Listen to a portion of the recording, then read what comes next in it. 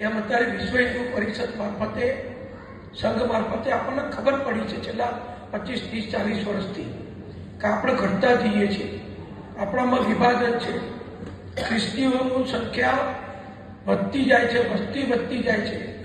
મુસલમાનો વળી એક જુદો વિષય છે. ખ્રિસ્તીના મુસલમાનના વિષયને બહુ સીધો સંપર્ક કરવાની, જોડવાની બહુ જરૂર નથી. બે અલગ વિષયો છે. એક આતંકવાદીઓનો પક્ષધર છે, દેશદ્રોહીઓનો પક્ષધર છે, હિંસક લોકોનો પક્ષધર છે, અને એક ફોસલાઈ હાથ ફેરવી પટાઈ અને ધર્માંતર કરાવનારા લોકો છે. બેનું લક્ષ્ય તો એક જ છે કે હિન્દુઓ ઓછા કરવા, હિન્દુ ધર્મ ઉપર આપણે વર્ચસ્વ જમાવવું. આ વર્ચસ્વ જમાવવા ક્રિશ્ચિયન મિશનરી એ બહુ સિફતપૂર્વક, બહુ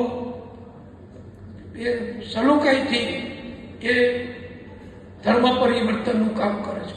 કપડાં આપે, ભણાવે, દવાખાનું કરે, નિશાળ કરે, હોસ્ટેલો કરે, અને પેલા લોકો એમની રીતે હિંસક રીતે એક જ વાત કરી એમનું કામ કરે છે. એટલે બે પરિબળો સામે લડવાનું છે, પણ બે પરિબળો સામે લડવાની સ્ટ્રેટેજી મારી દ્રષ્ટિઓ, હું બહુ મોટો અભ્યાસ ચિંતક નથી, પણ સામાન્ય બુદ્ધિથી કહું છું કે બેની સામે લડવાની આપણી સ્ટ્રેટેજી જુદી જુદી હોઈ શકે.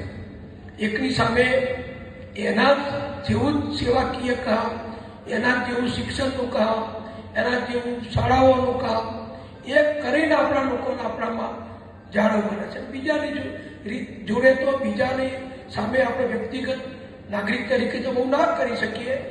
એ સરકારનું કામ છે, સંરક્ષણ દળોનું કામ છે. અને અત્યારે આપણી ભાજપની સરકાર આવ્યા પછી દિલ્હીમાં બહુ બેખૂબી રીતે બધું ચાલી રહ્યું છે.